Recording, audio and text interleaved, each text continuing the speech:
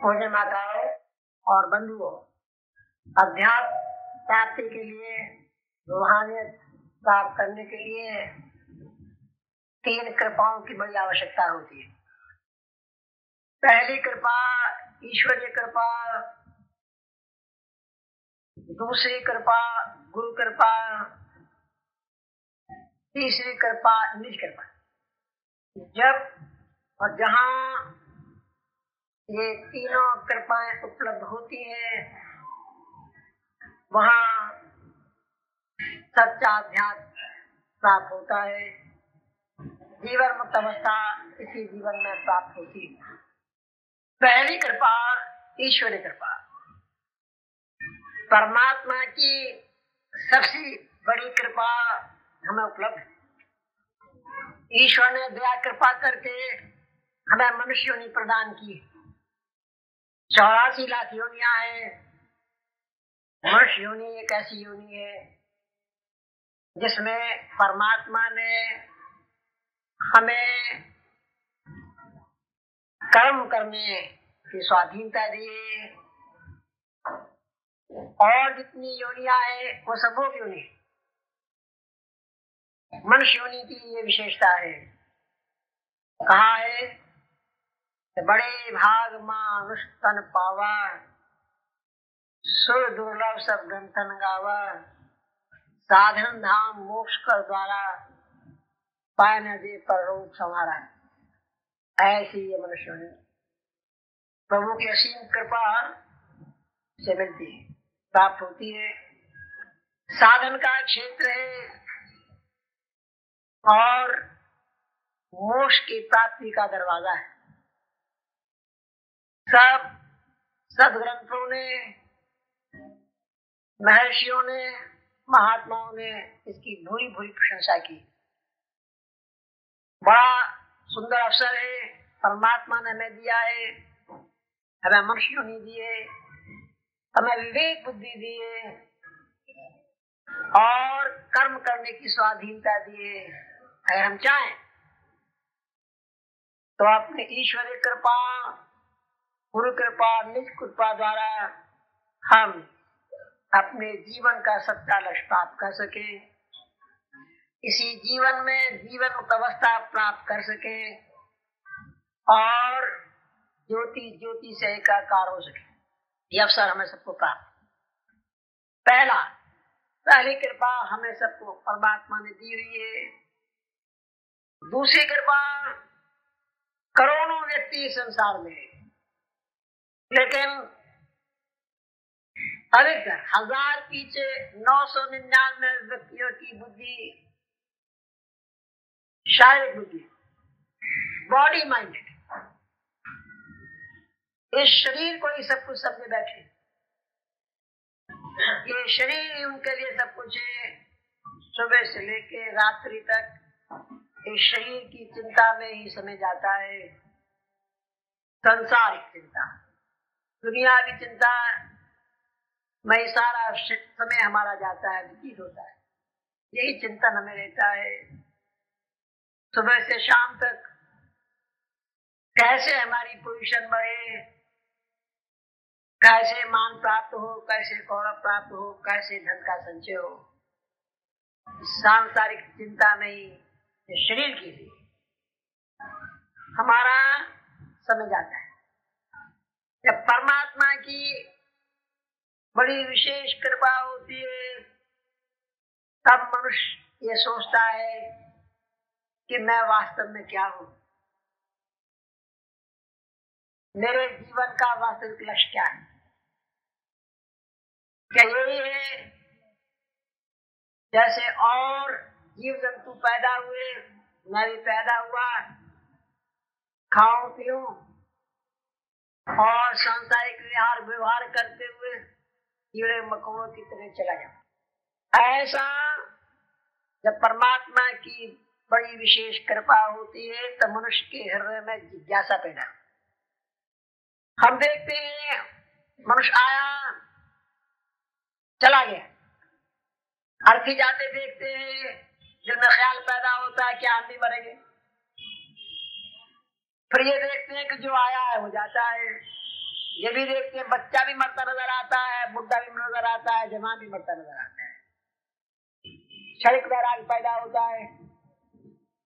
और ज्यादातर तो जहाँ दाह संस्कार हुआ उसके बाद फिर हम दुनिया में वैसे के वैसे आ जाते।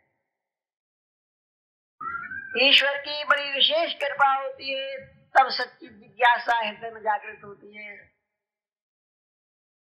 तब ये जिज्ञासा पैदा होती है कि हम अपने आप को जाने, मैं क्या हूँ, ये संसार क्या है, क्यों दुनिया में आया, इस जीवन का मकसद क्या है, सत्य क्या है।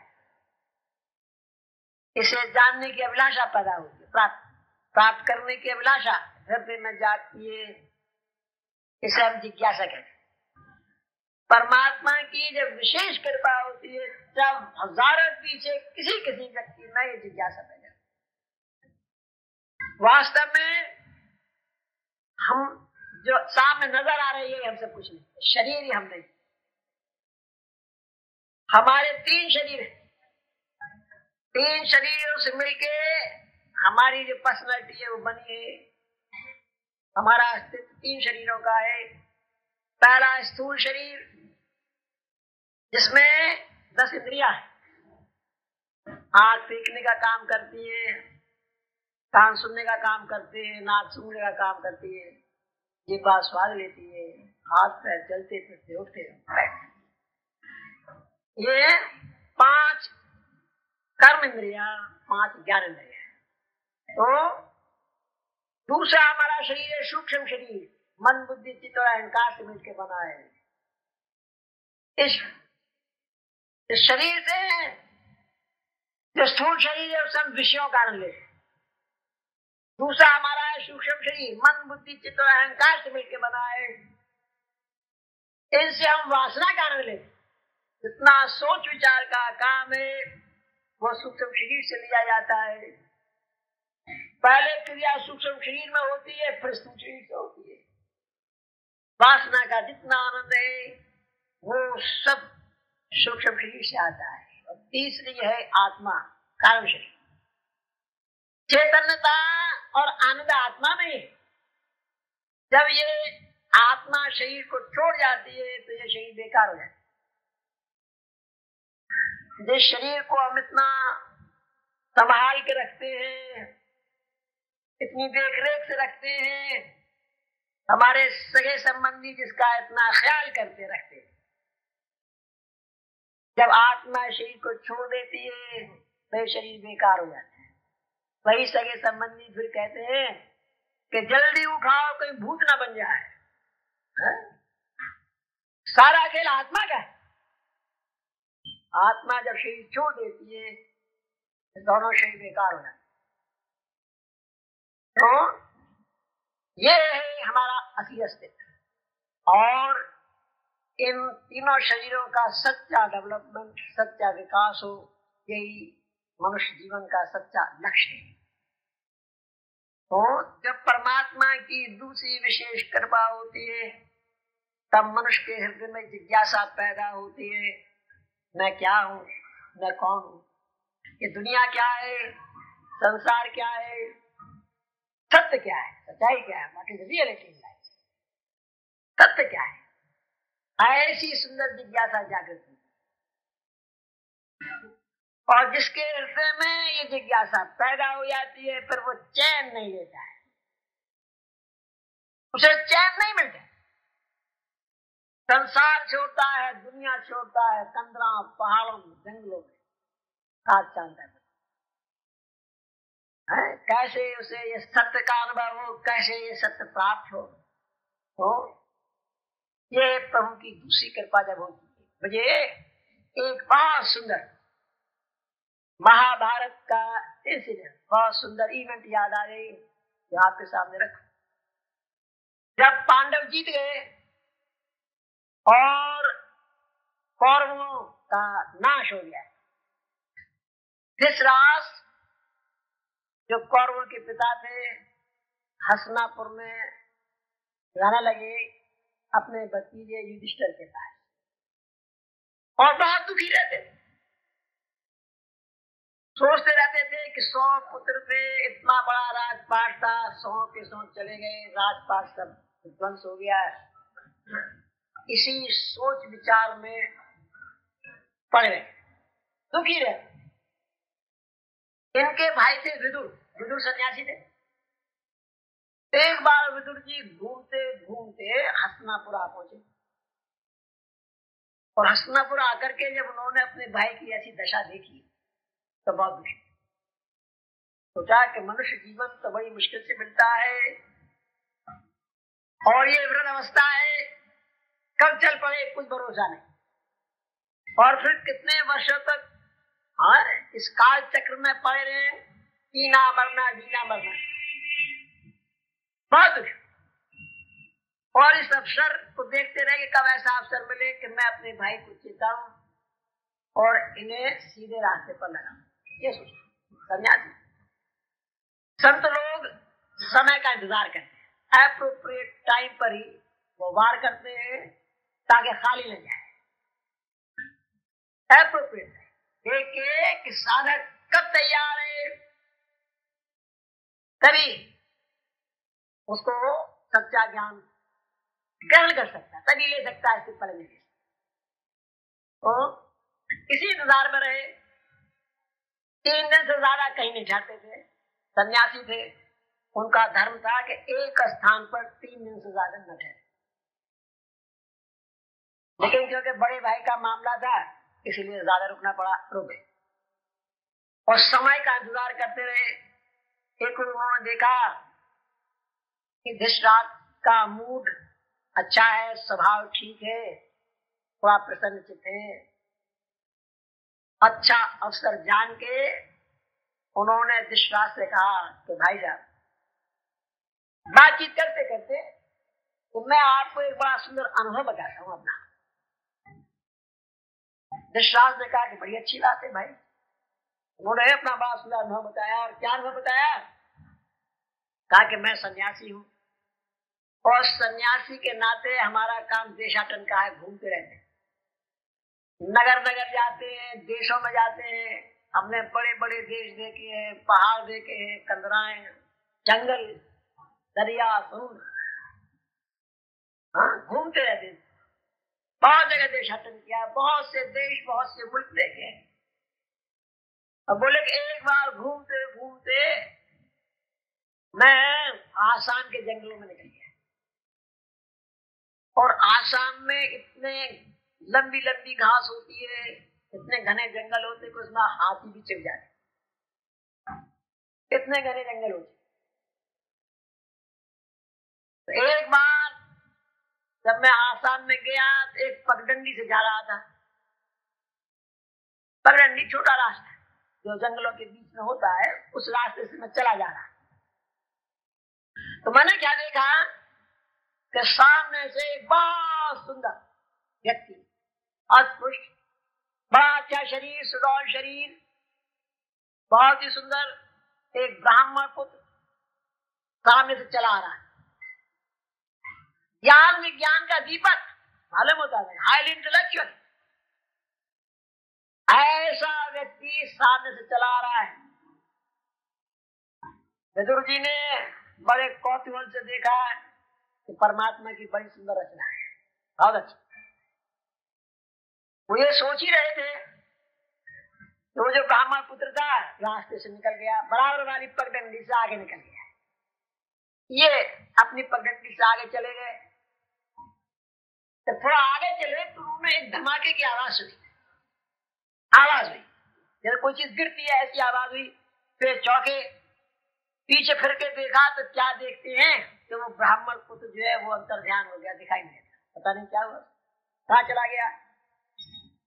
ये बड़े सोच में पड़े कि इतना हष्टपुष्ट व्यक्ति अभी जा रहा था, अभी कहाँ गायब हो गया। ये लौटे और जिस पगडंडी से ब्राह्मण पुत्र जा रहा था उस पगडंडी पर चले, उसी की तरफ। आगे जाकर के इन्होंने क्या देखा, एक बहुत बड़ा गड्ढा है, वो घास से ढका हुआ। इस ब्राह्मण पुत्र की एक विशेषता और थी जो उन्होंने नोट की, वो ये थी कि सर्वगुण संपन्न था, लेकिन उसे अपने गुणों का गर्व था, अभिमान था, अहम उसमें था। इसलिए वो नीचे नहीं देखता था, ऊपर ही देख के चलता था। निशान दृष्टि ऊपर करके चलता था, नीचे करके नहीं चलता था। तो ये बुजुर्ग जी ने नोट किया हुआ था। मैं कहो ये मामला इसमें थोड़ी सी खराबी है, गड़बड़। उन्होंने सोचा कि भाई प्रभुता पाए काय मद नहीं, जिसे परमात्मा प्रभुता देता है तो उसमें घमंड आई जाता है या कड़ाई जाती है। देखते हैं तो बहुत बड़े बड़े अफसर हैं, बड़े लोग हैं, बेचारे छोटे आदमी अगर नमस्कार भी करे, अगर गर्दन भूल से हिल गई तो हिल गई, ना हिली तो अभी कोई बात नहीं। जरूरी नहीं है कि वो जवाब दें आपको, आपका फर्ज है कि आप नमस्ते करते हैं। अगर इत्तेफाक से गर्दन हिल गई तो हिल गई, नहीं तो नहीं। तो ये बात है, प्रभुता पाए काय मद नहीं, आई जाता है, घमंड आई घमंड पैदा हो जाता है। देखा जी अजीब बात नहीं है, इसलिए इसमें भी ये अहंकार है, ये उन्होंने नोट किया। अब जब ये गड्ढे के पास पहुंचे तो क्या देखते हैं कि उस गड्ढे के किनारे पर एक पीपल का पेड़ लगा हुआ है। उस पीपल के पेड़ की आधी जो है गड्ढे में है और आधी जमीन में है, और ये गड्ढा घास से ढका हुआ है। इन्होंने जो झांक के देखा तो क्या देखते हैं कि वो जो ब्राह्मण पुत्र आ रहा था वो इस गड्ढे में पड़ा हुआ है। उसका सिर नीचे है और टांग ऊपर है। वो गिरा सिर के बल, नीचे देख के चलता नहीं था, ऊपर ही देख के चलता था। ये उसे नजर नहीं आया कि गड्ढा है, तो वो गिर गया, सिर नीचे हो गया, टांग जो पीपल का पेड़ था उसकी जौ में फंस गई। सिर नीचे और टांग ऊपर, बेहोश हो गया। थोड़ी देर बाद होश आया तो चारों तरफ देखना शुरू किया। देखा तो उसने क्या देखा कि गड्ढे के नीचे एक सांप बैठा है, कोबरा, जहरीला सांप अनूठा बैठा है। उसने उस सांप को देखा और भगवान का बहुत धन्यवाद दिया कि प्रभु बचा लिया। अगर मैं गड्ढे में नीचे गिरता तो ये सांप मुझे ढक लेता। उसके बाद इधर उधर देखना शुरू किया, ऊपर देखा तो क्या देखता है कि जिस पेड़ पीपल के पेड़ की जड़ों में उसकी टांगें फंसी हुई हैं, उन जड़ों को दो चूहे काट रहे हैं। एक चूहा सफेद रंग का और एक चूहा काले रंग का है। एक इधर से काट रहा है, दूसरा उधर से काट रहा है। अब इसे ये डर लगा अगर ये बराबर काटते ही रहे और ये जड़ काट दी और ये सांप वहीं बैठा रहा तो मैं गिर जाऊंगा और फिर मारा जाऊंगा। खतरा पैदा, चिंता हुई। थोड़ी देर बाद भूख और प्यास लगी तो और घबराया कि यहाँ खाने पीने के लिए तो कुछ है नहीं। तो सामने मौत नजर आई, लेकिन क्या देखा उसने कि ऊपर से कोई तरल पदार्थ टपक रहा है। हाथ बढ़ाया, हाथ बढ़ा के देखा उस तरल पदार्थ को तो देखा जा रही है तो शहद है। शहद है, शहद कहां से आया? ऊपर निगाह डाली तो क्या देखता है कि पीपल के पेड़ में शहद की मक्खियों का छत्ता है लगे हुए कई, और जब हवा चलती है तो शहद टपक पड़ता है। उसने कहा कि परमात्मा ने जीवन का आधार बना दिया, ग्लूकोज पैदा कर दिया है। अब ये व्यक्ति सारी बातें भूल गया, उस सांप को भी भूल गया, चूहों को भी भूल गया, और अब परमात्मा से प्रार्थना करता रहता है कि प्रभु ग्लूकोज टपकाओ, शहद टपकाओ, शहद टपकाओ, शहद टपकाओ। परमात्मा से निरंतर यही प्रार्थना करता है, प्रभु शहद टपकाओ, शहद टपकाओ, शहद टपकाओ। शहद टपकता है, चाटता है, खाता है और प्रार्थना करता है शहद की। और कभी कभी जो शहद की मक्खियां हैं ये भिनभिना उठती हैं। तेज आंधी आई, मक्खी भिनभिना गई और इसको काटती। जब काटती हैं तो रोता चिल्लाता हाय मरा हाय मरा हाय मरा, शरीर पीटता है, आग लगती है। लेकिन जब मक्खियां शांत हो जाती हैं, हवा बंद हो गई, मक्खियां शांत होकर अपने छत्ते में जा बैठी, तो धीरे धीरे उनका डंक निकालता है। और जब डंक निकल जाते हैं और शरीर फिर शांति हुई, तो फिर कहता है प्रभु शहद टपकाओ शहद टपकाओ शहद, और शहद और शहद और शहद। ये कथा विदुर जी ने धृतराष्ट्र को सुनाई। और उसके बाद धृतराष्ट्र से पूछा कि भाई साहब, आपके ख्याल में जो ये हाईली बड़ी बड़ी डिग्रियां इसके पास है, बड़े पीएचडी, तरह तरह के सब्जेक्ट्स में पीएचडी है, बहुत ऊंचा हाई इंटेलेक्चुअल है, ऐसा व्यक्ति ये है, लेकिन ये इसकी दशा है स्वगत। आपके ख्याल में ये कैसा है? धृतराष्ट्र ने पूछा आपके विचार में ये कैसा है?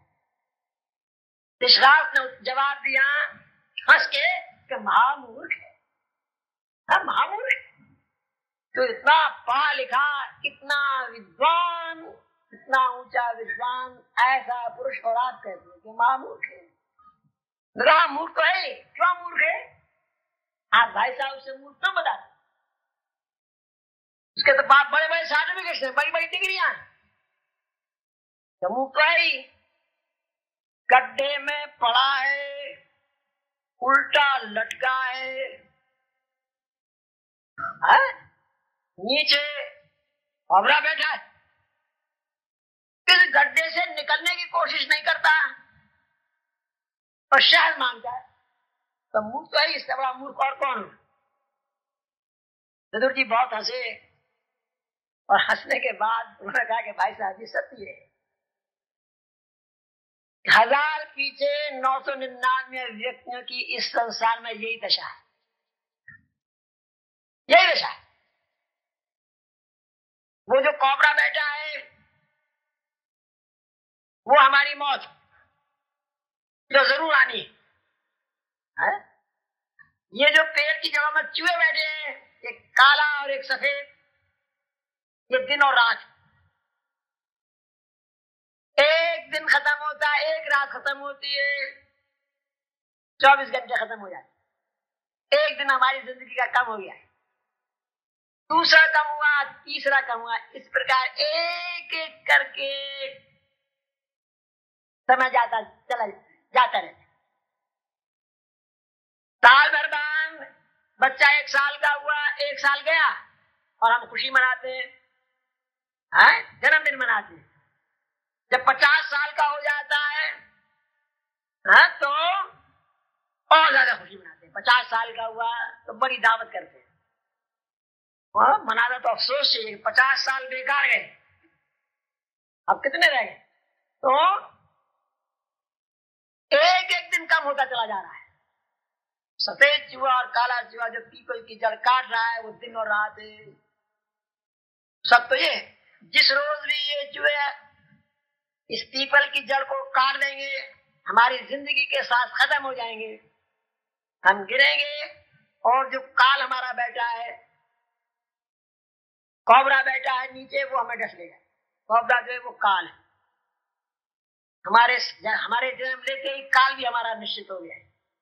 कहते as sure as death, अंग्रेजी में क्या कहते हैं कि as sure as death, मृत्यु से ज्यादा असंभावी दूसरी चीज कोई है नहीं, जरूर होनी है। अगर कोई ऐसी चीज है कि जो घटना जरूर घटेगी, जो बगैर घटे माने ही नहीं, वो मृत्यु है, जरूर आएगी, must, as sure as death, ये भी मालूम है।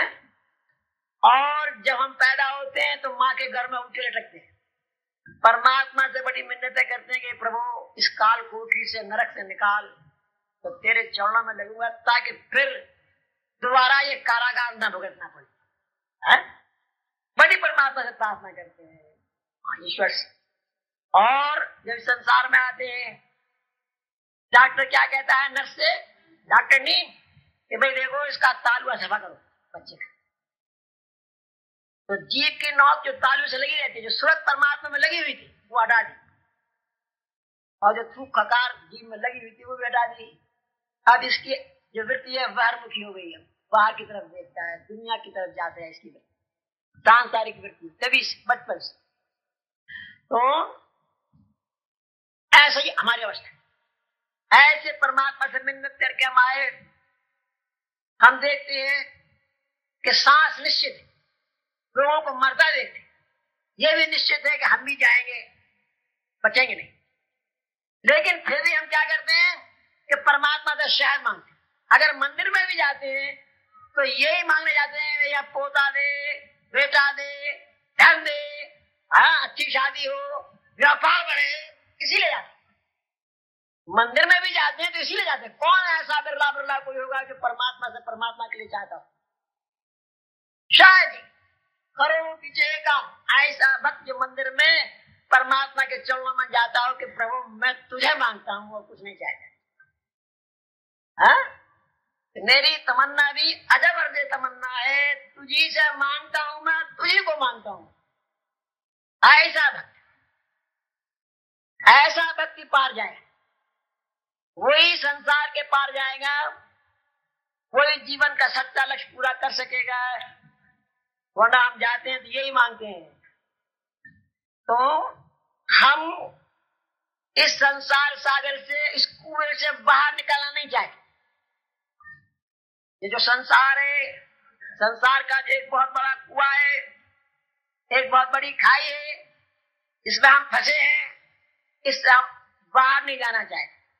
शहद मांगते हैं, शहद टपकाओ प्रभु, शहद टपकाओ, और अच्छा, और धन, और पोजीशन, और मान, और बढ़ाई, यही परमात्मा से चाहते रहते, ईश्वर से यही मांगते हैं। और कभी कभी जब शहद की मक्खियां बिगड़ जाती हैं, काटती हैं, कभी कभी ग्रस्त में कुछ तकलीफें आ जाती है, कोई सगा संबंधी चला गया जो बहुत नजदीकी था, तो रोते और चिल्लाते हैं, चीखते, लेकिन कुछ दिन उसके बाद फिर शांत हो जाते हैं, फिर वही परमात्मा से शहद मांगते हैं, शहद मांगते। तो 1000 पीछे 999 व्यक्तियों की ये दशा है। इस भवसागर से हम निकलना नहीं चाहते, पार उठते जाना नहीं चाहते।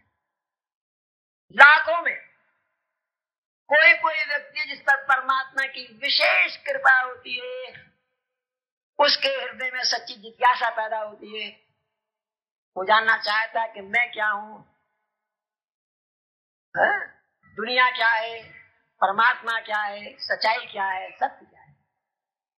और जब ऐसी लगन पैदा हो जाती है तो ऐसा भक्त, ऐसा जिज्ञासु चैन नहीं लेता जब तक कि उसे सच्चा ज्ञान प्राप्त हो जाए। घर छोड़ता है, बाहर छोड़ता है, जंगलों की, पहाड़ों की खोज में छानता है, पहाड़ों में, जंगलों में ढूंढता फिरता है, मारा मारा फिरता है। और भगवान कृष्ण गीता में कहा है कि ऐसे अच्छे जिज्ञासुओं में, तो सच्चा जिज्ञासु, उसमें भी कोई बिरला बिरला मुझे पाता है, कोई बिरला बिरला मुझे पाता है, भगवान कृष्ण ने कहा। तो खोज शुरू हो जाती है, खोजता है। आप परमात्मा की जब तीसरी कृपा होती है तब कुछ काम बन जाए। तीसरी कृपा क्या होती है? जब प्रभु देख लेते हैं यहां अब लोहा गर्म हो गया, अब लोहा गर्म है, ठीक, तब गया, तब फिर ऐसे भक्त का, ऐसे जिज्ञासु का नाता किसी अपने सच्चे भक्त से जोड़ देते, अपने किसी सच्चे भक्त से फिर ऐसे जिज्ञासु का नाता जोड़ देते हैं। और इस भक्त के हृदय में परमात्मा का प्रेम, उसकी याद, उसकी तड़प, उसकी भक्ति, और इस साधक के हृदय में भी वही प्रेम, वही भक्ति, वही ज्ञान पैदा हो जाता है, मिल जाता है। जब प्रभु की तीसरी कृपा होती है तब ऐसा भक्त मिलता है। मुझे एक और सुंदर कथा याद आ गई इसी बीच में। आपने संत कबीर का नाम सुना होगा। कबीर साहब के जमाने में भारतवर्ष में छोटे छोटे राष्ट्र, छोटे छोटे राजा। उन्हीं दिनों में एक राजा को वैराग्य पैदा हुआ।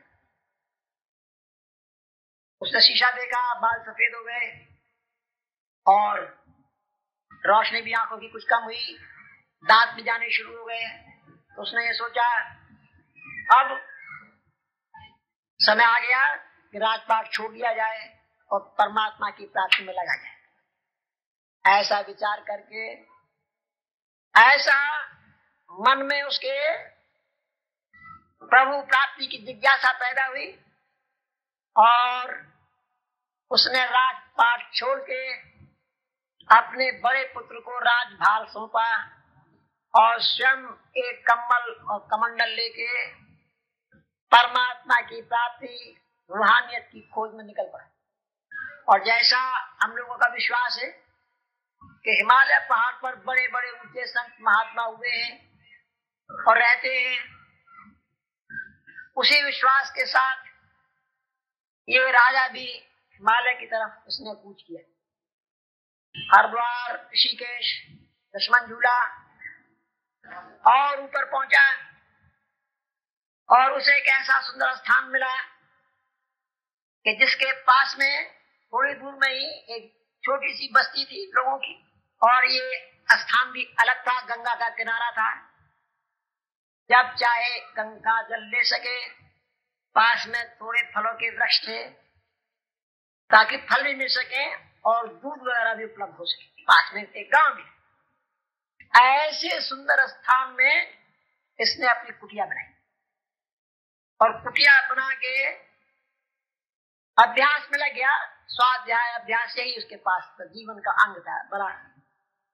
सुबह से शाम तक अभ्यास स्वाध्याय इसी में लगा रहे। धीरे धीरे जब वर्ष बीतने लगे तो उसकी ख्याति हो गई, भाई एक यहाँ बहुत अच्छा महात्मा है, सिवा परमात्मा के नाम के और उसके पास दूसरा काम नहीं, अपने में ही मस्त रहता है, ईश्वर की याद में लगा रहता है, अभ्यास में और प्रभु चर्चा में ही उसका जीवन व्यतीत होता है। धीरे धीरे ख्याति हो गई। परमात्मा ने सोचा, भगवान ने सोचा कि साधक कुछ आगे बढ़ा, अब ये और तरक्की करना चाहिए। तो क्या हुआ कि हिमाचल प्रदेश के राजा को रात को स्वप्न हुआ और स्वप्न में उसे देवी का दर्शन हुआ। राजा का देवी का इष्ट, और देवी ने दर्शन देके कहा कि देख, तेरे राज में एक बड़ा ऊंचा महात्मा साधना में लगा हुआ है और मैंने आज तक उसकी कोई चिंता नहीं की, उसका हालचाल नहीं मालूम। मेरी आज्ञा है तू जा और उस महात्मा का हालचाल ले और 9 लाख के 9 तोड़े उसको भेंट कर दे। राजा ने स्वप्न पूछा कि हे देवी माँ, मैं कैसे पहचानूंगा कि वो ही महात्मा है? बोला देख।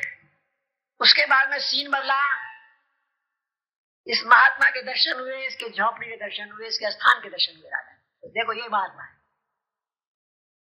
उसके बाद राजा की आंख खुल गई। जब आंख खुल गई उसे बड़ा ये अचंभा हुआ कि अजीब मैंने स्वप्न देखा है, लेकिन सपना तो सच्चा होगा। माँ ने जब सपने में कहा है तो इसको पूरा करना चाहिए। ऐसा कह के उसने अपना राज दरबार में मंत्री था उसको बुलाया, मंत्री से सलाह मशवरा किया कि ऐसा ऐसा स्वप्न देखा है और मैं ये जानना चाहता हूं कि वास्तव में क्या कोई ऐसा व्यक्ति है, जहां ऐसा महात्मा कोई है हमारे राज में जिसकी ऐसी ऊंची साधना हो, अच्छा हो, ये मालूम करना चाहिए। मालूम किया उन्होंने, खुफिया पुलिस के द्वारा खुफिया से मालूम कराया तो पता चला कि हाँ एक महात्मा ने आया है और वो गंगा के किनारे उनका स्थान है। वो वाकई बड़े अच्छे हैं, आप उनके दर्शन कर ले, शायद वही हो। तो राजा अपने मंत्रियों को लेके 9 लाख के 9 तोड़े लेके साथ और वो गया और वहां जाके उसने जो दर्शन किए तो देखा कि हाँ वही महात्मा के जो स्वप्न में देखे थे। बहुत उससे प्रसन्नता हुई कि देवी की बात बड़ी सत्य हुई। उन्होंने जाके महात्मा जी को साष्टांग दंडवत प्रणाम किया और उसके बाद वो 9 लाख के 9 तोड़े उनके सामने हाल में लगा के रख दिए। महात्मा ने जब देखा तो उन्होंने कहा कि भाई ऐसा है कि मुझे तो इनकी आवश्यकता है नहीं, इन तोड़ों की मुझे आवश्यकता नहीं है। मैं तो राजा था और मैंने ऐसे बहुत से तोड़े देखे हैं और मैं तो ये सब छोड़ के आया। मैं अपने लड़के को राज सिंहासन दे करके सब छोड़ के मैं चला आया हूं, तुम मुझे इनकी जरूरत नहीं, आप इन्हें यहां से ले जाए। माने लो। राजा बड़े परेशानी में पड़ा, माँ का ये हुक्म था, आज्ञा थी और ये महात्मा तो लेते नहीं, क्या करें। उन्होंने अपने मंत्रियों से सलाह की। मंत्रियों ने कहा कि राजन ऐसा कीजिए कि जिंदगी मत करिए, इनके कुटिया के दरवाजे पे छोड़ जाइए, रखे ले तो ना ले तो आप इनके दरवाजे पर छोड़ कर चले जाइए। तो ऐसा ही किया। क्योंकि ये जो सड़क है ये तो सरकारी है, आती है अपनी है, वैसे तो जमीन भी आती है अपनी, आप यहाँ के राजा हैं, लेकिन फिर भी आप दरवाजे पर रख के चले जाइए। 9 लाख के 9 तोड़े दरवाजे पर रखे और राजा मंत्री ये सब चले। अब जब भी ये महात्मा बाहर निकलते तो तुआ पर निगाह पड़ती, निकलना पड़ता, शौच के लिए निकले, फल इकट्ठा करने के निकले, किसी भी कार्यवश बाहर निकलना पड़ता तो तुआ पर इनकी निगाह पड़ती। निगाह पड़ती तो धीरे धीरे ये ख्याल पैदा होता है कि भाई ये माया का बड़ा भारी निरादर हो रहा है, इतनी दौलत और आशे पड़ी हुई है, अगर गलत आदमियों के हाथ लगी तो इसका बड़ा दुरुपयोग होगा, इसका सदुपयोग होना चाहिए। ये बार बार मन में ये ख्याल पैदा होता है, क्यों ना इसे रख लिया जाए और मौका लगे तो इसका सदुपयोग किया जाए। आत्मा कहती है कि तुम तो सब छोड़ के आए हो, तुम्हें क्या मतलब, आप अपनी साधना में लगो, इसमें क्यों पड़ते हो फिर दोबारा चक्कर।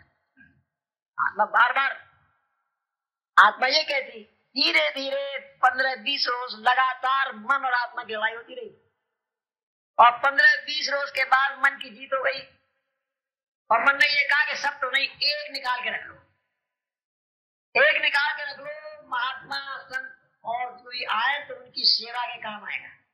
एक उन्होंने उठाया, रखेगा, अपना आसन हटाया, रैन का हटाई और उस रैन का में तुआ लगा दबा दिया, ऊपर से आसन फिर बिछा लिया।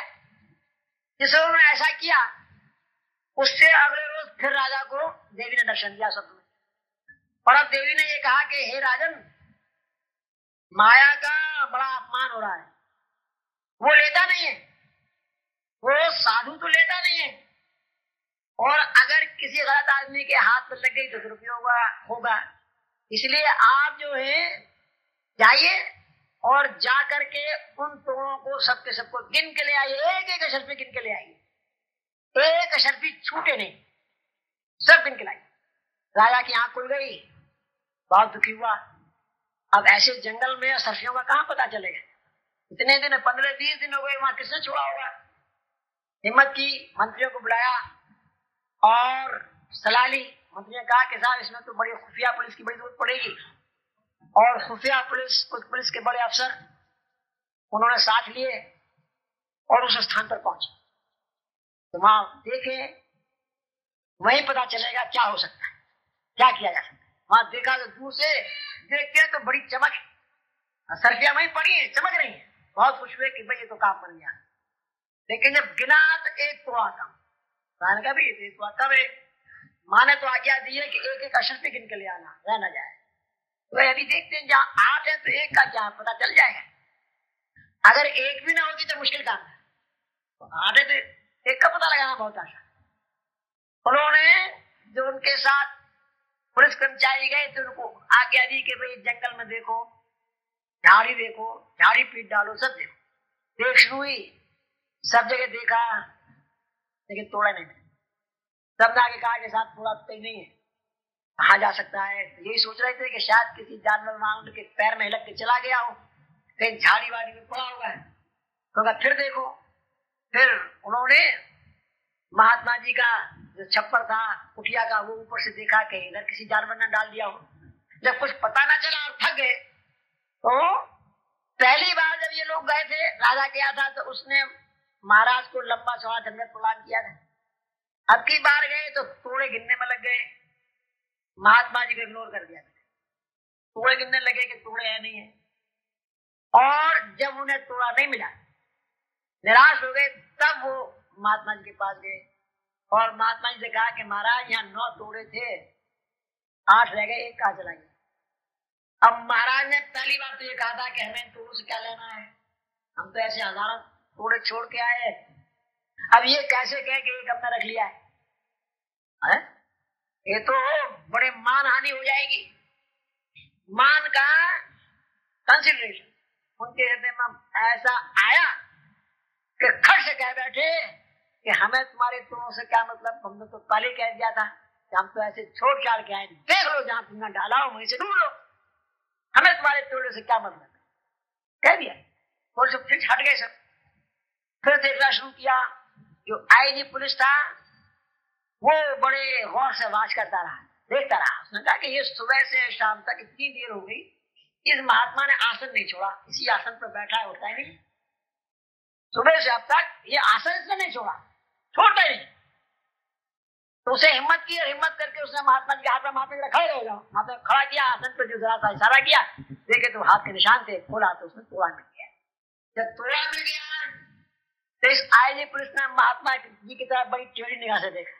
क्या बड़े महात्मा बने, हम तो ऐसे तोड़े लाखों छोड़ के आए। चोरी और फिर झूठ, 2 गुना। जाओ छोड़े देते हैं, काम तो जेल का किया है। साधु हो संत हो, साधु वृत्ति करते हो इसलिए छोड़ देते, साधु हो संत हो, साधु वृत्ति करते हो इसलिए छोड़ देते, ये तो काम तो जेल का है।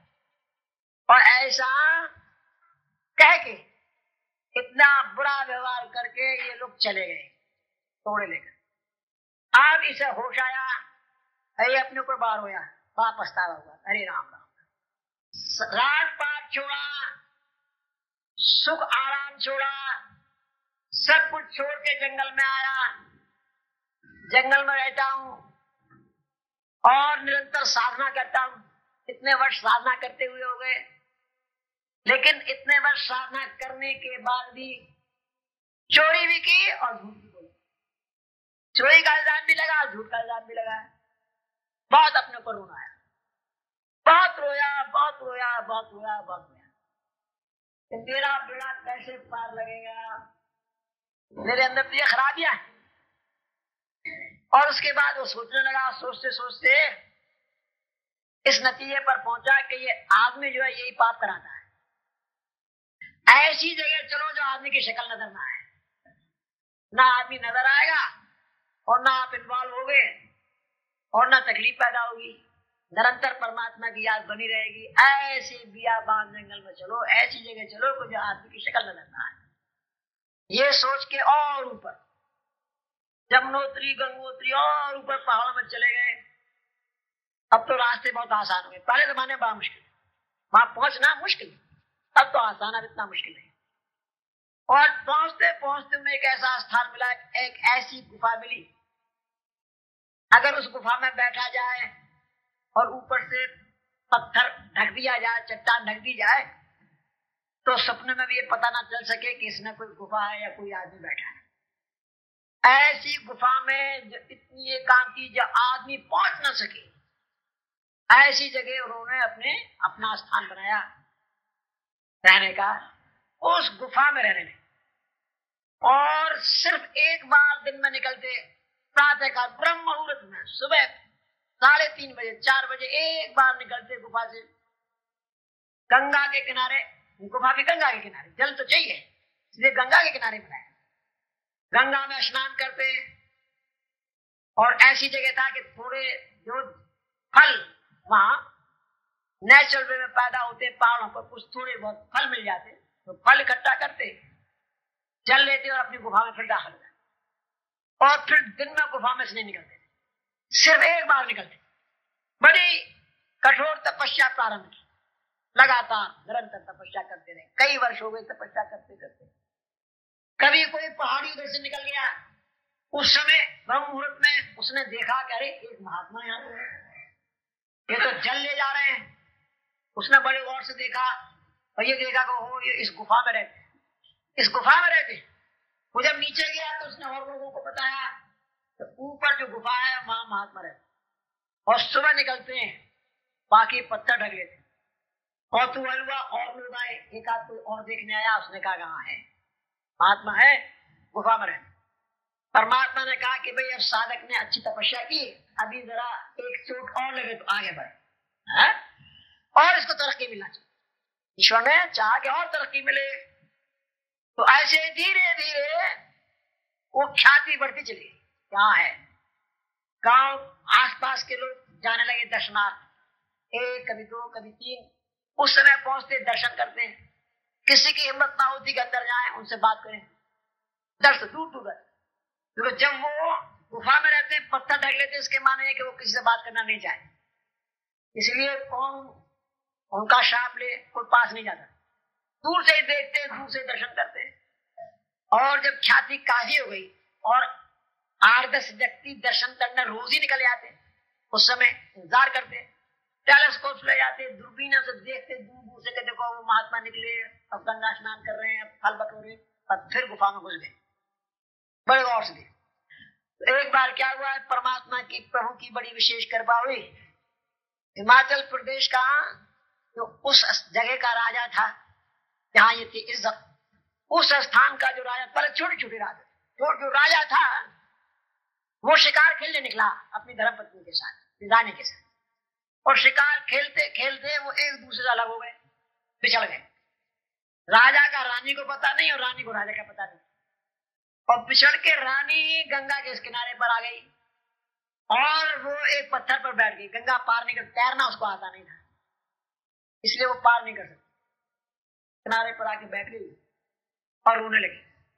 ये ब्रह्म मुहूर्त में स्नान करने जाते थे, ब्रह्म मुहूर्त में स्नान करने गए, स्नान कर रहे थे तो इनकी निगाह उस देवी पर पड़ी। कहा भाई ये कहा ऐसे बियाबान जंगल में ये कहां से देवी आ गई और रो तो रही, से क्या कष्ट। मन ने कहा कि भाई इससे पूछो कि क्या तकलीफ है, क्या इसकी तकलीफ दूर की जा सकती है। आत्मा ने फिर कहा एक बार झंझट में पड़े थे तो बड़ी मुसीबत उठाई, अब झंझट में मत पड़ो, अपना काम करो, ईश्वर की याद करो। लेकिन फिर मन में और आत्मा में झगड़ा होने लगा, मन ऊपर उठ गया कि नहीं, जिसे तकलीफ है उसकी तकलीफ दूर करना ये भी तो धर्म है, तकलीफ दूर करना चाहिए। तो उस देवी के पास गए, रानी थी बड़ी सुंदर थी, उससे प्रार्थना की कि देवी तुम्हें क्या कष्ट है। तुम्हें कहा कि मैं गंगा के पार जो दूसरा देश है उसकी रानी हूं, और हम एक रास्ते से आए, गंगा पार करके घोड़ा कुदा के आ गए, लेकिन अब मैं जा नहीं सकती, मुझे वो रास्ता नहीं मालूम, और यहाँ गंगा का पार चौड़ा है, तैरना मुझे आता नहीं। और हमारे राज का ऐसा नियम है, अगर रानी देश से बाहर रहे, बुला जाए, अकेली रहे, और फिर रात भर अगर एक रात बाहर काटे तो फिर वो रानी नहीं रहती, पदच्युत कर दी जाती है। अगर रात रात में मैं पार हो जाती हूँ तो रानी रहूंगी, और कहीं दिन निकल जाए तो फिर मैं रानी नहीं रहूं। तो मुझे गंगा के पार जाना बड़ा जरूरी है, आवश्यक है। तैरना मुझे आता नहीं, कोई मुझे वहां पहुंचा दे पार। तो महात्मा ने कहा कि ये क्या बात है, मुझे तैरना आता है, मैं तुम्हें भी पार कर देता हूं, ठीक है, ये तो चाहिए।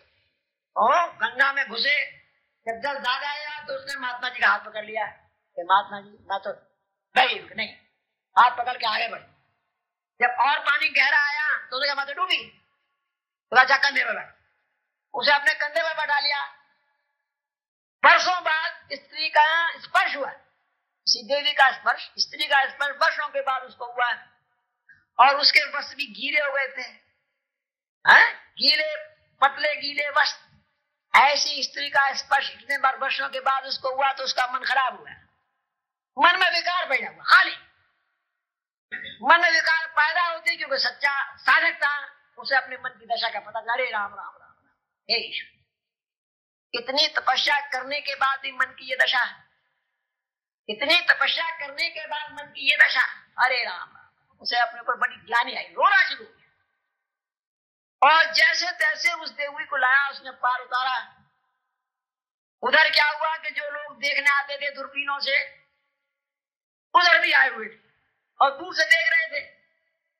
उन्होंने देखा कि हो आज तो महात्मा जी जो है किसी स्त्री को अपने कंधे पर उठा के ला रहे, गंगा पार करा के ला रहे। दूर से देखा, सब झपट आए, किनारे पर आ गए और खूब ताली पीटी कि ये बाबा है, वैसे गुफा में रहता है लेकिन रात में कुड़का करता है। नमक छिड़क दिया, कटे पे नमक छिड़क दिया उसकी, तो वैसे दुखी था और दुनिया वालों ने और नमक छिड़क दिया और दुखी हो गया। उसका रो पड़ा, बिलक बिलक कर रोया। जब खूब रोया तो उस देवी को दया आई।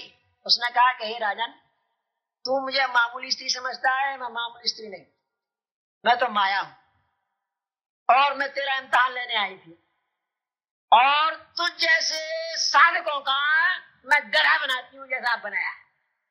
मैं गधा बना के सवारी लेती हूँ तुम्हारे ऊपर जैसा आप बनाया। वो बेचारा बहुत दुखी हुआ, दुख बोल के हाथ जोड़ के बोला कि हे देवी, कोई ऐसा भी है तेरे पार गया? तो वो कहने लगी कि नहीं, ऐसे भी है कि जो मेरा गधी बनाते, ऐसे भी है संसार में, ऐसे भी है कि जो मेरा गधी बनाते हो, मेरे काबू में नहीं आते। अच्छा, ऐसे भी? हाँ, एक हाथ का नाम बताओ ताकि दर्शन करके और कृतार्थ हो, जीवन कृतार्थ हमारा हो। एक हाथ का ऐसा नाम बताओ। तो देवी ने कहा कि चले जाओ बनारस में कबीर साहब है, वो ऐसा है कि मेरी गधी बनाता है, अब मेरे काबू में नहीं आते।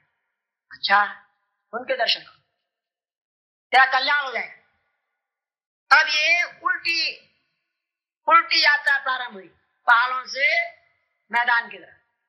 4-6 महीने में उतर के बनारस पहुंचे। जब बनारस पहुंचे तो हम मालूम करना शुरू किया कि भाई यहाँ कोई कबीर साहब है, तो कोई बता रहे नहीं। तो कबीर साहब ने कहा, हम तो जानते नहीं कबीर साहब। जिससे पूछे वो क्या हम नहीं जानते भैया कौन से कबीर साहब है। तो देवी ने कहा, झूठ तो बोल नहीं सकती, कबीर साहब तो जरूर होंगे, बहुत घूमे फिरे। किसी ने कहा कबीर से, बोले कबीर साहब को हम नहीं जानते। एक कबीरा जुलाया जरूर है, अगर कबरा जुलाया देखना हो तो वो बरगद के पेड़ के नीचे ताना बाना लगाए हुए सूत बुन रहा है, उसके पास चले जाओ। वो उसे तो हम जानते हैं कबरा जुलाया है, लेकिन कबीर साहब यहाँ कोई है। उसने सोचा कि शायद वहां जाकर के कबीर साहब, असली कबीर साहब का पता लगे, कबरा जुलाए कोई देख ले। तो ये साधक, ये राजा कबीर साहब की तरफ बढ़ा।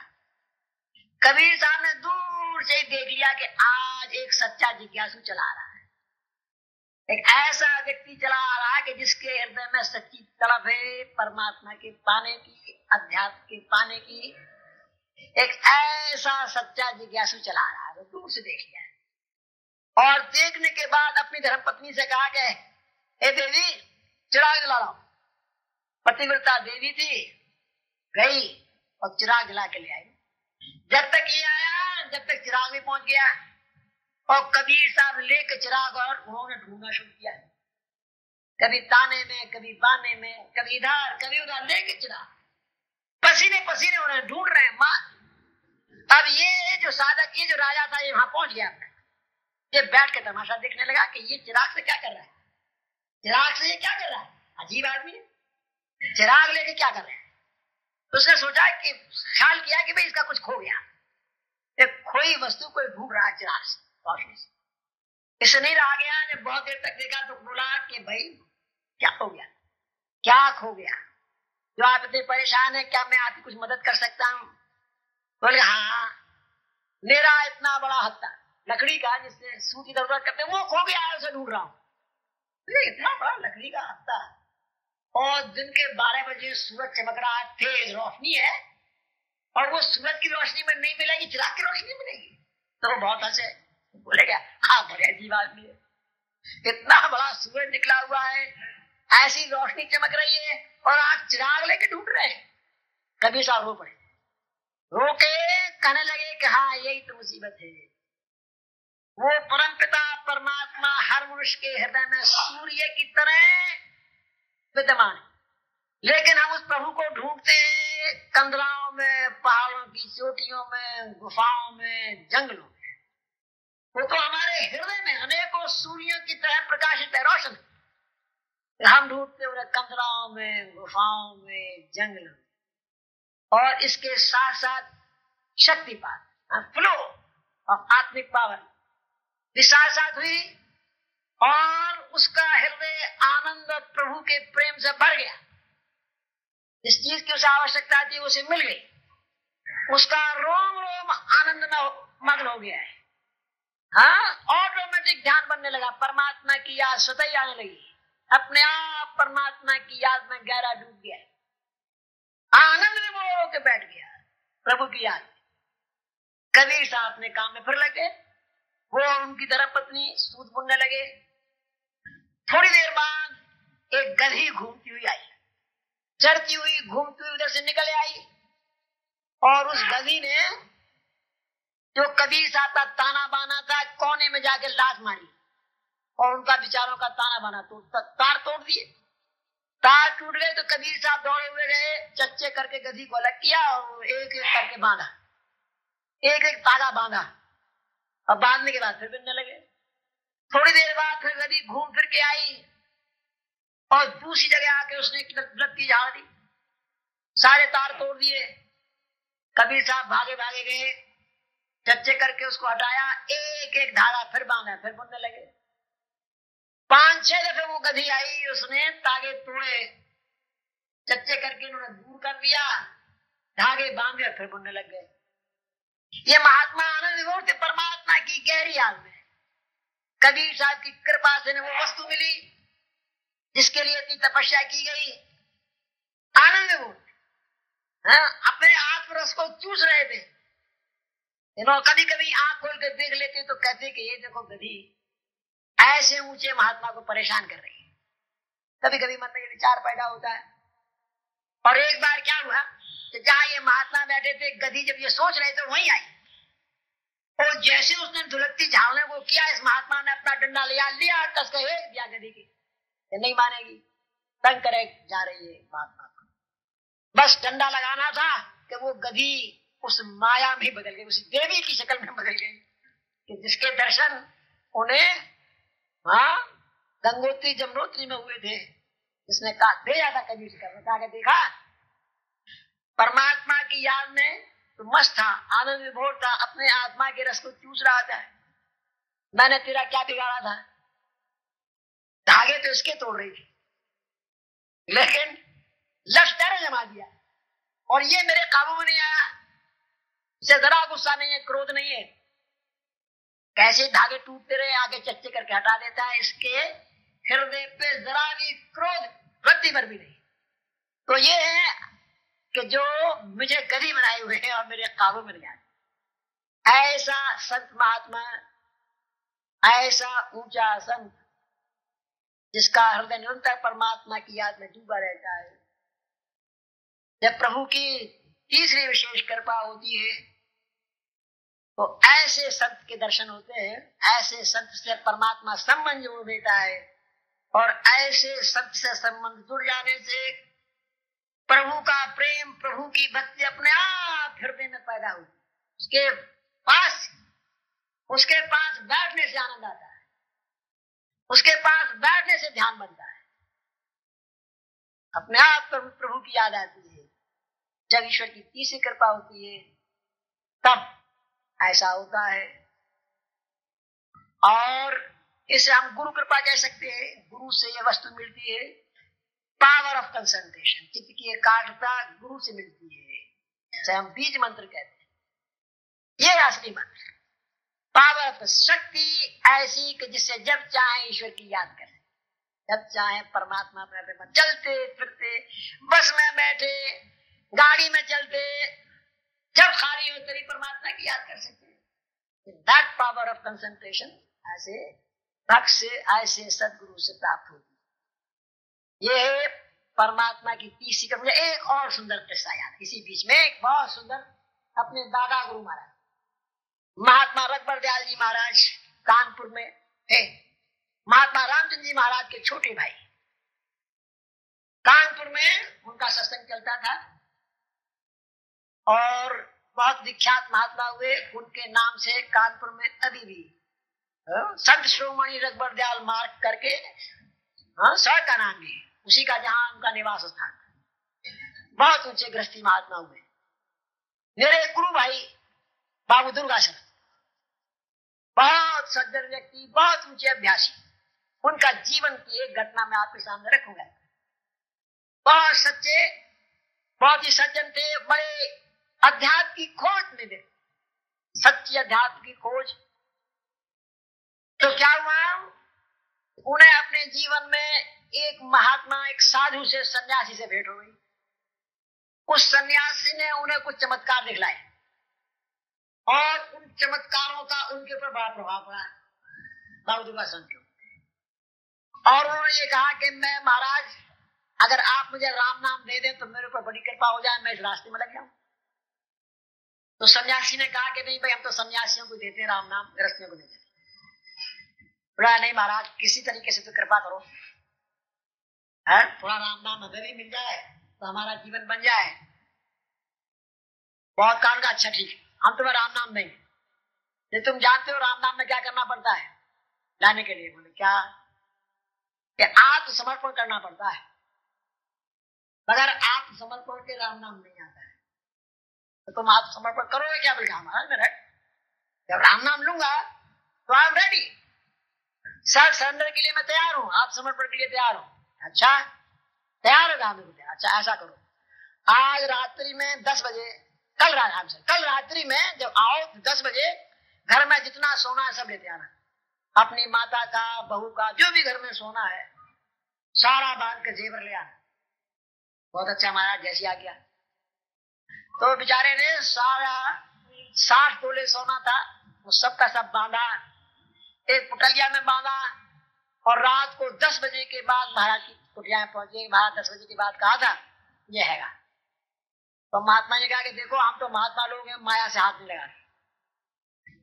गंगा के किनारे रहते थे, कानपुर में गंगा के किनारे उनकी झोपड़ी थी, आश्रम था। आप अपने हाथ से रैन का हटाओ, अपने हाथ से गाड़ो और गाड़ के ऊपर रैन का लगा दो। हम हाथ नहीं लगाते, तो सन्यासी लोग हैं, हम माया से हाथ नहीं लगाते।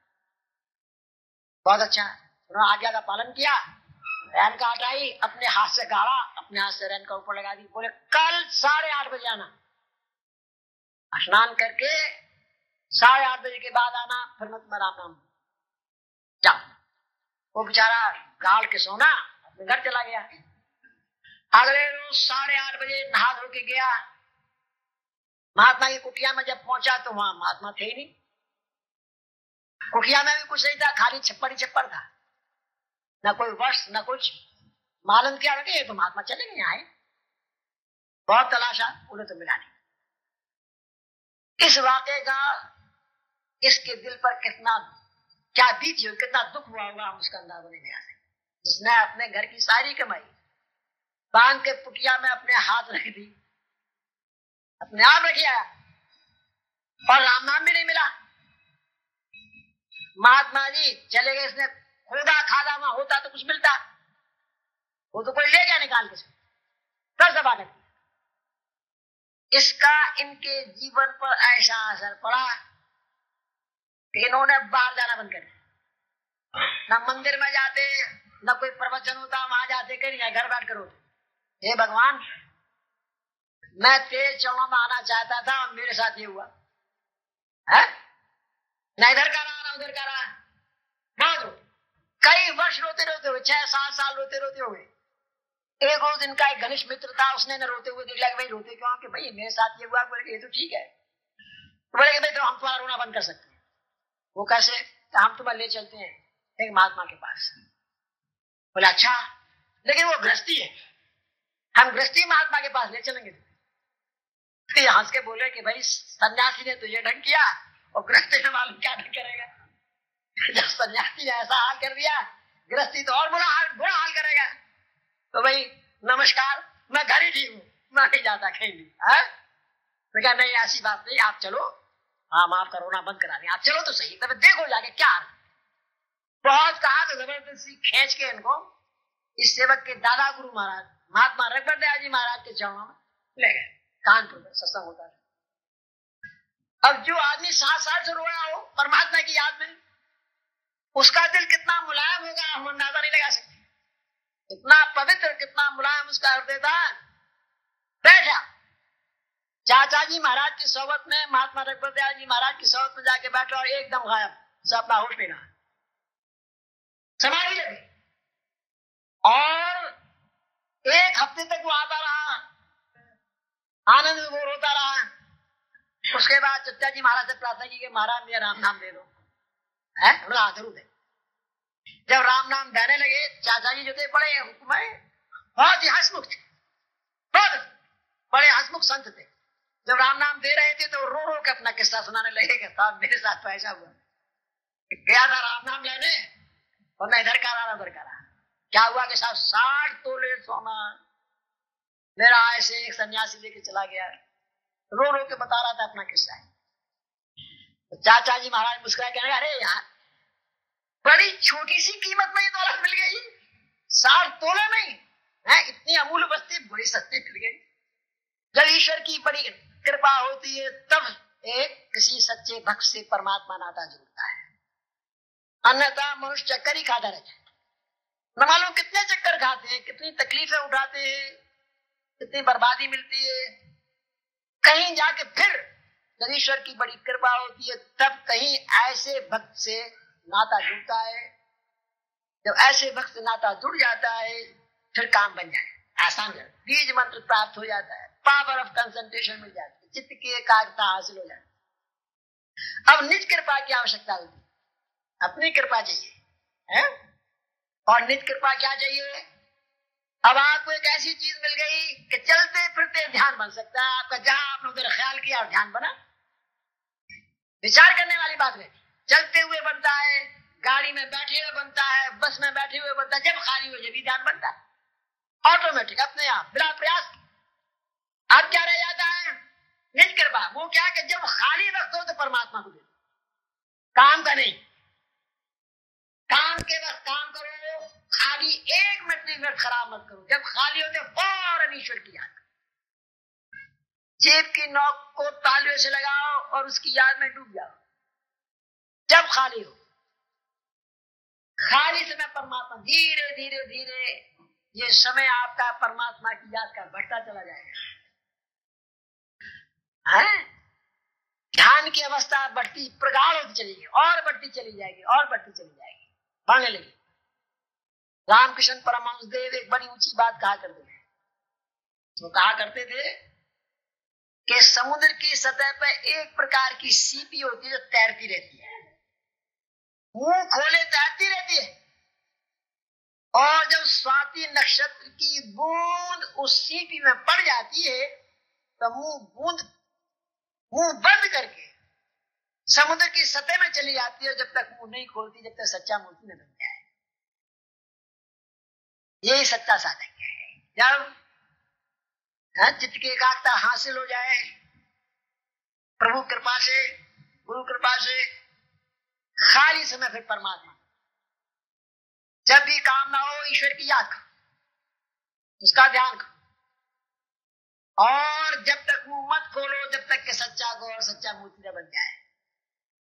जब तक 24 घंटे का ध्यान न बनने लगे, चलते फिरते खाते पीते सोते जाए, हर समय ध्यान जब तक न बने, जब तक कि बीज मंत्र कीलक में न बदल जाए, कीलक शक्ति में न बदल जाए, तब तक इस अभ्यास में लगे रहो। धीरे धीरे ये कीलक में बदल जाता है। बीज मंत्र मिला, गुरु से ऐसी शक्ति मिली, आप खाली समय परमात्मा को देते हैं, परमात्मा को लगाते हैं, इसकी याद करते हैं, हृदय से याद करते हैं। धीरे धीरे याद बढ़ती चली जाती है, उसकी मेमोरी हमारे माइंड में इम्प्रिंट होती चली जाती है, बढ़ती चली जाती है। उसकी मेमोरी का छेद हमारे दिमाग में बढ़ता जाता है, निरंतर बढ़ता जाता है। हमारे दिमाग में हमारा जो मस्तिष्क है वो बिल्कुल ऐसे है जैसे स्पंज होता है, और सैकड़ों छोटी छोटी नसों से बना हुआ है, करोड़ों नसें, उसमें छेद है, जैसे स्पंज में ऐसे ऐसे छेद क्या? मेमोरीज है। जिन वाक़ात का, जिन इवेंट्स का हमारे हृदय पर इतना गहरा असर बनता है, उतनी मेमोरी उसकी हमारे माइंड में इम्प्रिंट हो जाती है। बचपन की हमें बहुत सी बातें याद नहीं है, लेकिन कोई कोई इवेंट याद है, कोई खास इवेंट में अभी भी बचपन का भी याद, क्योंकि उस इवेंट का हमारे हृदय पर गहरा असर पड़ा, इसलिए याद दिया मेमोरी। और अब हम परमात्मा की याद करते हृदय से, दिल से याद करें, बड़े प्यार से हृदय से उसको याद हो, उसकी मेमोरी। और उसके बाद अमृत रस की वर्षा होती, अमृत रस चूता है। कबीर साहब ने इसका बड़ा सुंदर डिक्लेरेशन किया है, बड़ा सुंदर, वह बगैर पढ़े लिखे लोग थे। इस अनुभव को बड़ा सुंदर शब्दों में दर्शाया, बड़ी सुंदर भाषा में उन्होंने कहा है कि चुवत अमीरस भरत ताल जहां शब्द उठत आसमानियो, चुवत अमीरस भरत ताल जहां शब्द उठत आसमानियो, और सूरत समानी सिंध में नहीं जात कुछ बखानियो। बहुत अमृत रस की वर्षा होती है। भरत ताल कैसे होती है? इक्वल इंटरवल पर, 1 मिनट बाद एक बूंद गिरी तो दूसरे मिनट बाद दूसरी तो तीसरी, चूती है कमर के इस हिस्से में आके यहाँ गिरती है, और जब वो बूंद गिरती है इतना आनंद उसमें आता है कि शरीर का रोंगटा रोंगटा खड़ा हो जाता है, शरीर प्रकाश और रोशनी से भर जाता है, कितना आनंद आ जाए। दुनिया के किसी विषय में वो आनंद नहीं, मिलियन पार्ट भी नहीं, उसका अंश मात्र भी नहीं, जितना आनंद उसमें आता है। इसे हम योग जनित आनंद कहते हैं। शंकराचार्य जी महाराज ने कहा अमृत रस की वर्षा होती है और अग्नि प्रकट होती है। लोग हंसते हैं कि भाई अमृत रस से और अग्नि पैदा होती है, प्रकाश रोशनी पैदा होती है, तमाम शरीर भर जाता है रोशनी। चुवत अमीरस भरत ताल, ताल के साथ इक्वल इंटरवल, एक बूंद गिरी 1 मिनट, दूसरे मिनट पर दूसरी तीसरी, ताल के साथ, बाजे की ताल, हारमोनियम की ताल, तबले की ताल, ताल इक्वल इंटरवल पर जो नोट हो उसको इक्वल इंटरवल कहते हैं ताल। चुवत अमीरस भरत ताल जहां शब्द उठत आसमानियो, निरंतर शब्द, प्रभु की गहरी याद, ऐसी गहरी याद होती है मन एक समुद्र की शक्ल अख्तियार कर लेता है। ऐसा मालूम होता है अथाह समुद्र है, कुछ है समुद्र ही समुद्र, और समुद्र भी कहता है वेवलेस, जिसमें लहर नहीं है, शांत समुद्र। मन एक शांत समुद्र की अवस्था में चला जाता है, डूब जाता है। ऐसी प्रभु की गहरी याद होती है, जबरदस्ती बुलाए दूसरा विचार नहीं आता। चिवत अमीरस भरत ताल जहां शब्द उठत आसमानियो, और सूरत समानी सिंध में नहीं जात कुछ बखानियो। ये जो आनंद है ये शब्दों में बयान नहीं किया है, दैट इज बियॉन्ड वर्ड्स। ये कबीर साहब, शंकराचार्य जी महाराज ने कहा कि अमृत रस की वर्षा होती है, अग्नि प्रकट होती है, एक ही है।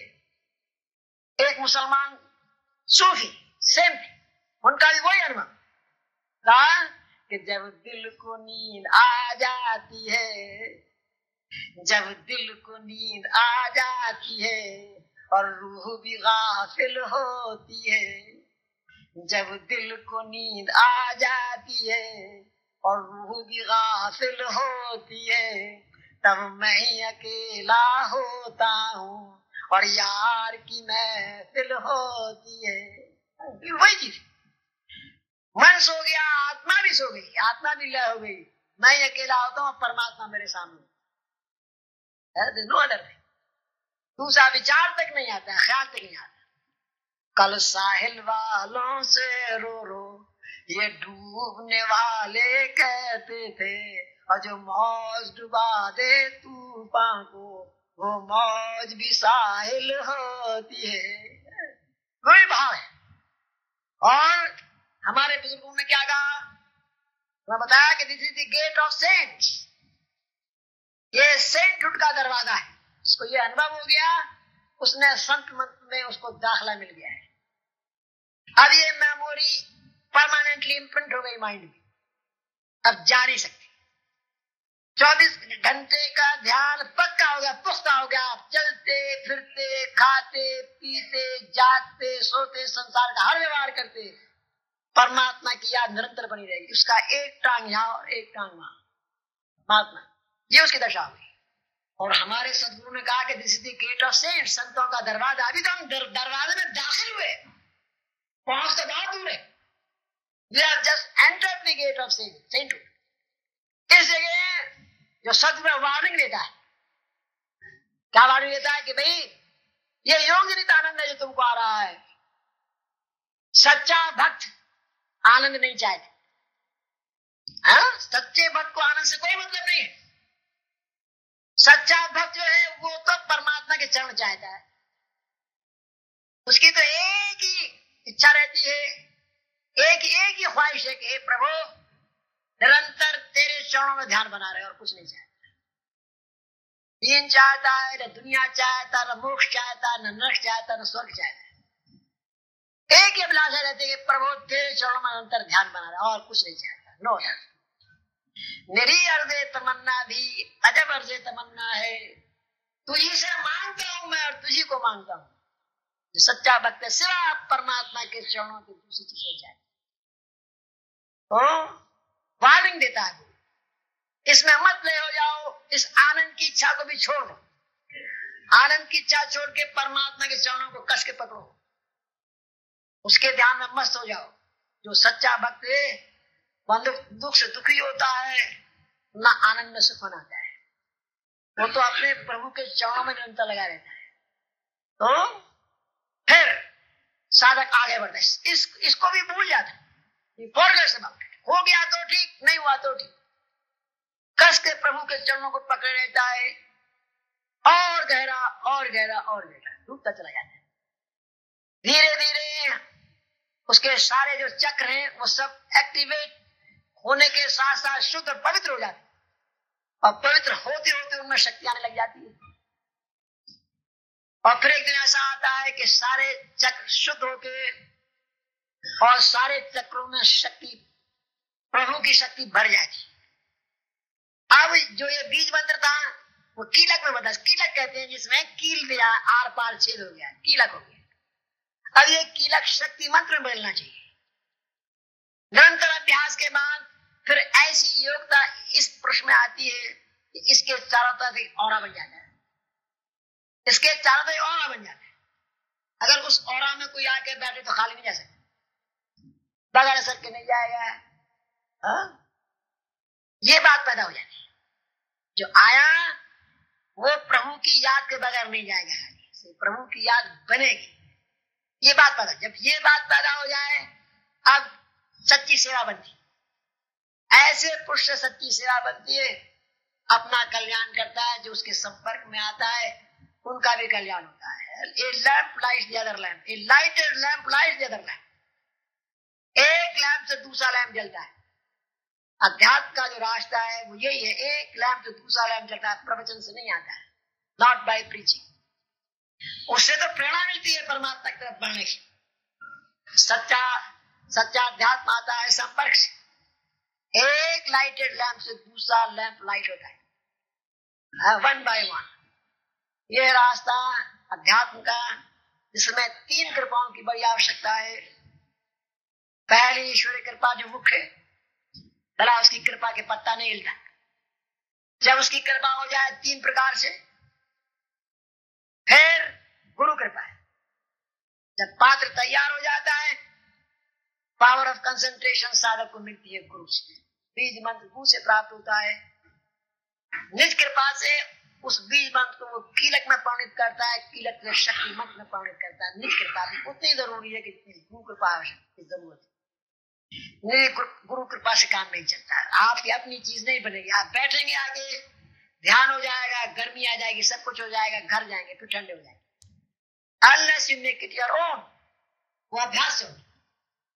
जैसे जैसे आप अभ्यास करेंगे आपका अपना बनता चला जाएगा, आपके सारे चक्र एक्टिवेट हो जाएंगे। परमात्मा तू ही है, तेरी इच्छा